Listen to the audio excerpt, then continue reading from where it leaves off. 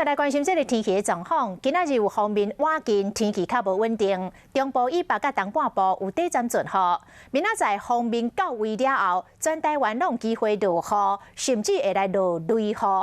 一直到拜五进前，天气拢是安尼湿湿凉凉。明仔载北部高温会落降8度。提醒咱的乡亲时代，春天后补面，天气化变就变，爱好好看顾家己的身体。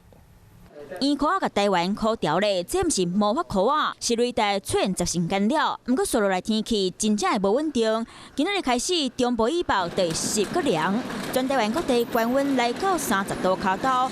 毋过明仔载受到锋面东北季风影响，北部高温剩20度，中部、南部和东部高温卖降5度到6度。水汽方面，其实从清晨开始就已经有很显著的增加，但最剧烈的降，礼拜2白天、礼拜2的晚上到礼拜4比较广泛的、比较长时间的这种降雨。华南混合气加上东北季风影响，拜3过落雨的所在地位南平线。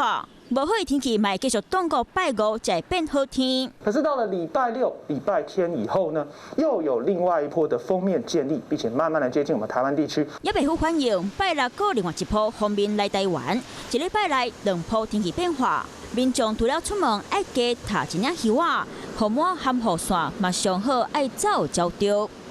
Hello， 大家好，我是乃瑜，要教给大家2个任务。第一个，华视新闻的脸书专页，你按赞了吗？还有华视新闻的 YouTube 频道，赶紧订阅起来，还要记得按赞，开启小铃铛哦。